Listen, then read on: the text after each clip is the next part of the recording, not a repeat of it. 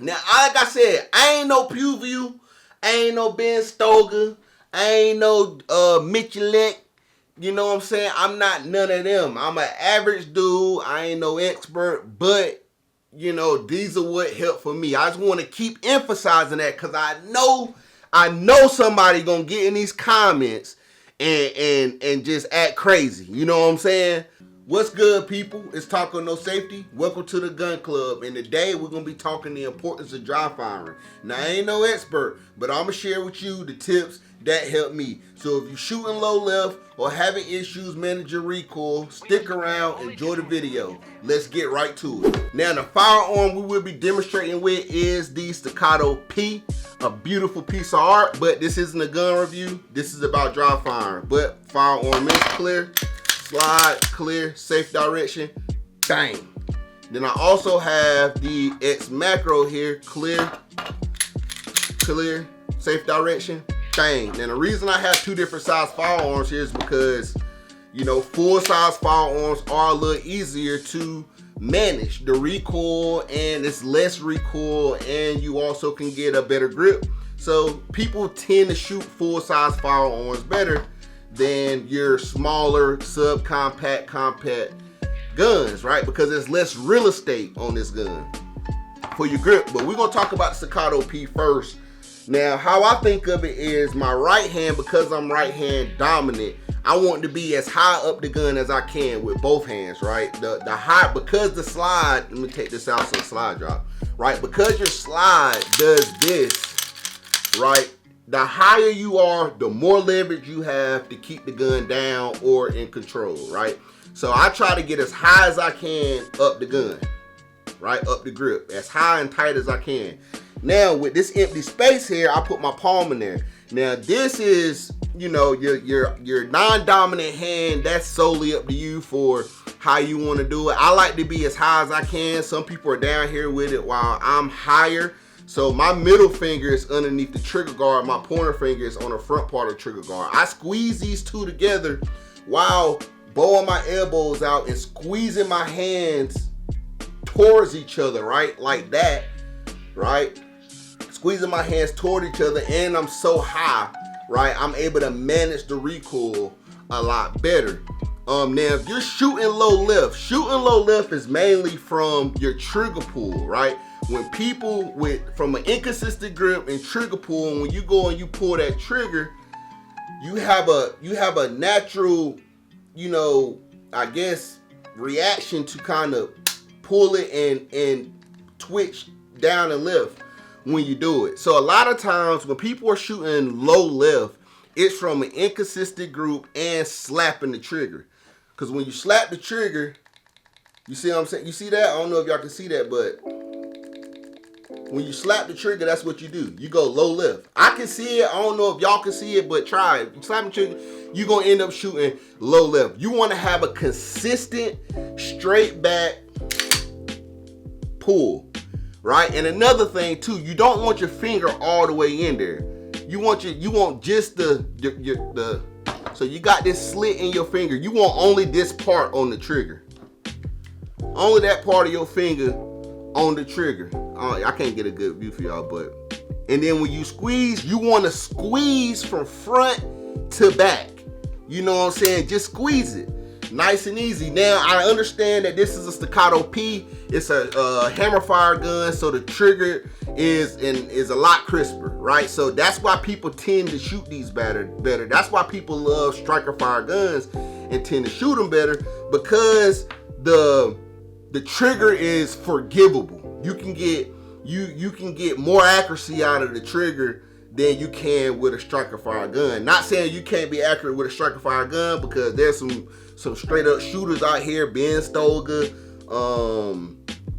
Honest Outlaw, Hickok, Pewview, all those guys, to where, you know, they can shoot a striker fire hammer fire gun and it almost be the same. But, you know, for me, I do shoot a hammer fire gun better than I shoot a striker fire gun. But I'm confident with both. So it's a combination of grip, high grip, managed recoil, straight back, crisp trigger pull, bang, right? Trying to get a good angle for y'all. Straight back trigger pull, just the front part of your finger, bang. And that'll help with shooting low lift. And then practice on your grip. Dry firing is important, man. I don't understand if somebody tells me that they don't do a lot of dry firing. You know what I'm saying? It's hard for me to believe that they're a consistent shot. You can get just as much out of your house from dry firing as you can from actually shooting your gun, right? Because shooting your gun is gonna help you with recoil control. You know what I'm saying? Get used to feeling that recoil when it go back, and that's gonna help. That'll elevate you. That'll make you a better shooter. But dry firing and practicing fundamentals is just as important. I don't know, in every good shooter that I've ever studied and watched and researched, they always say they put in a lot of time dry firing, right? It's super important, and you can get a lot out of it. You know, however your grip is, whether you a high grip or, you know, like standard grip, whichever it is, practice it and dry firing, and it'll make you a better shooter. You know what I'm saying? And being consistent. Now, as far as tools for dry firing go, you know, you got your snap caps. I mean, you don't need these for dry firing. Some people believe in them. Some people don't like to drop the hammer, you know, or the striker without snap caps in there. Just to show y'all, if y'all know what these is, without snap caps in there. I mean, you know, I haven't, from research that I've seen and things like that, and what I've seen, I ain't seen nothing that says it's causing harm from not having a snap cap in your firearm. So, you know, that's that. And then you also have this laser here. This is a laser. I don't know if y'all can see it without trying to not laser the lens, but you know, these are good. The only thing about these lasers is sometimes they don't consistently go straight into your back barrel, so they might bounce around and come out your barrel, and then it may look like. So I don't trust them 100% with zeroing, but you know, I give or take an inch or two. I think they're good. So all you gotta do is, you know, we empty still, just so y'all know, we empty. I take it.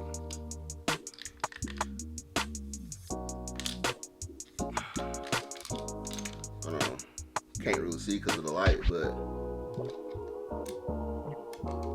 there you go. I drop it out and I push it and I try to get it straight as I can. Now, trying to see where y'all can see, so I'm gonna shoot that picture right there, and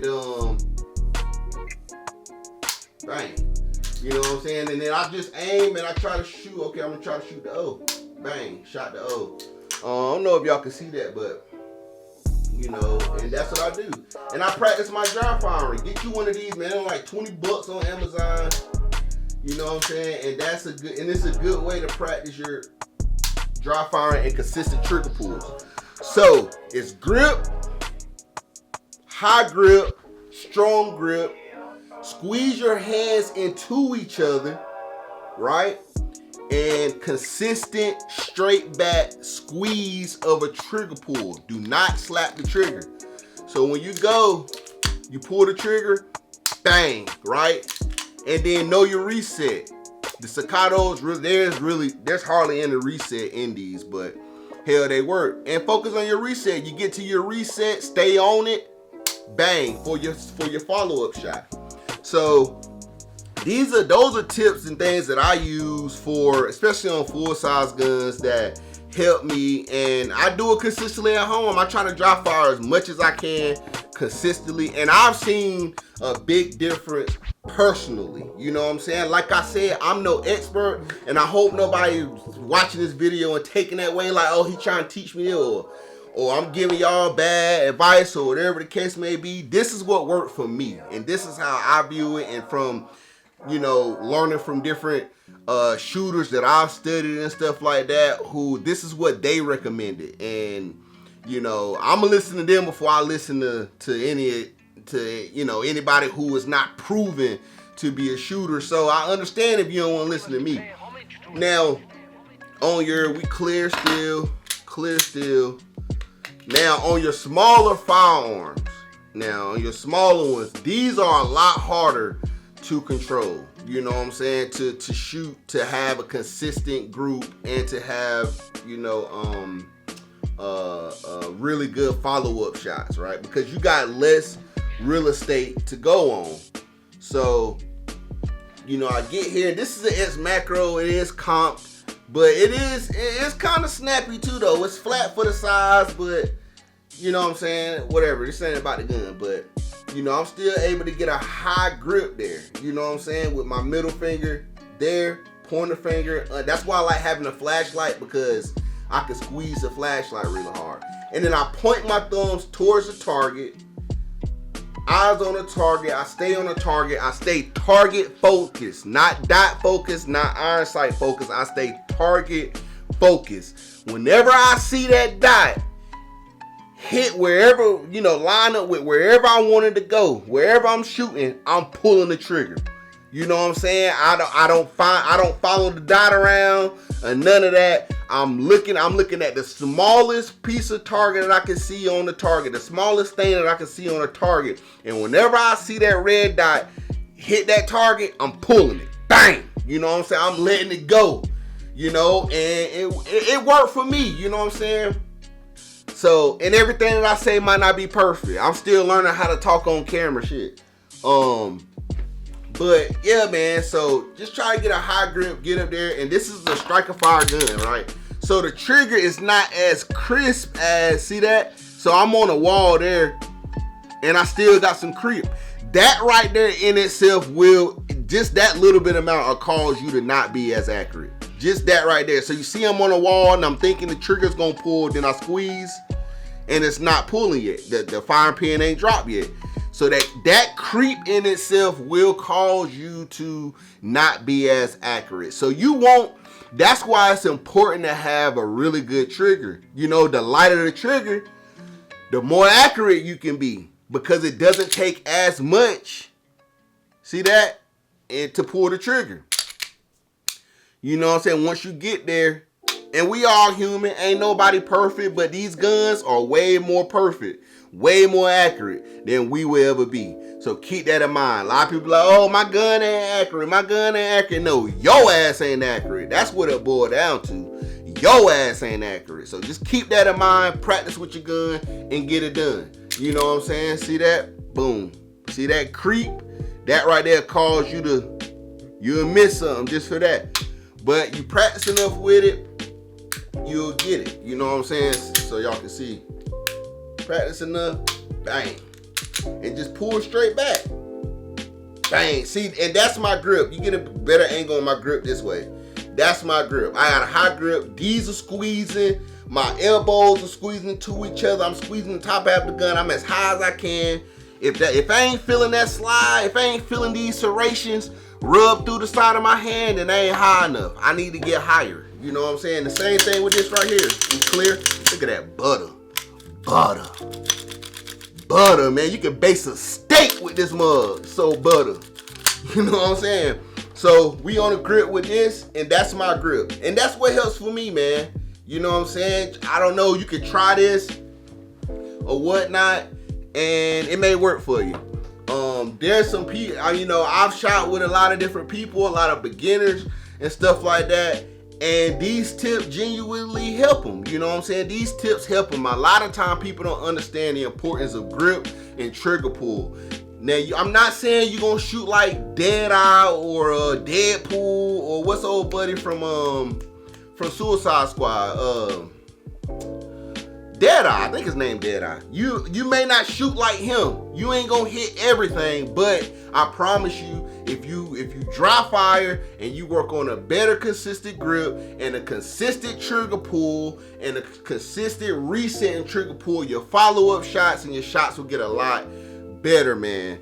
Take my word for it. Put in the work, put in the time, and you will get a lot better. You know what I'm saying? That would help you. What I've been saying would help you with, you know, a better, slower, more consistent shot. Now, I'm not saying you're going to be coming from the draw and, you know what I'm saying, coming from the holster, draw, bang, hitting everything. That ain't what I'm saying, because it's a lot more that go into that. I'm not even good at that. You know what I'm saying? I'm not great at it. You know, I'm confident enough to where I can defend myself coming from the holster, pointing, bang, you know, because I work on it. I'm confident enough. And another thing, if you are right-handed and left eye dominant like I am, that's kind of tough, you know what I'm saying? Because I can't come and present the gun to the right side of my face and shoot, because I'm going to either see 2 red dots or I'm going to see 2 targets. So because I'm right-handed and left eye dominant, when I pull the gun up and I present the gun, I have to turn my head slightly to the right, so I can line my left eye up with the gun, with my sights. You know what I'm saying? So I have to turn my eye slightly to the right, or I can keep my head straight and just bring the gun to the left side of my face. You know what I'm saying? So if you don't know, you might, if you don't know if you right or left eye dominant, it's easy to figure out. Make a diamond with your hand, put it on a small target, close your eyes one at a time, and whichever eye you can still see whatever you're looking at through the diamond, then that's what eye dominant you are. You know what I'm saying? It was tough for me to figure out initially because, again, I'm right-handed, left eye dominant. So I thought I had to close my left eye to just so I could focus on the target and not have double targets or double sights. But now I realize, okay, I'm left eye dominant, so I just have to focus with my left eye, which is turning my head, taking my right eye somewhat out of play or whatever, and just lining the gun to the left side of my face. You know what I'm saying? Because I want to keep one eye open, because to keep the peripherals open. You don't know, might be somebody running up next to you or somebody running across the street. You just don't know. To me, in my mind, it's better to shoot with both eyes open.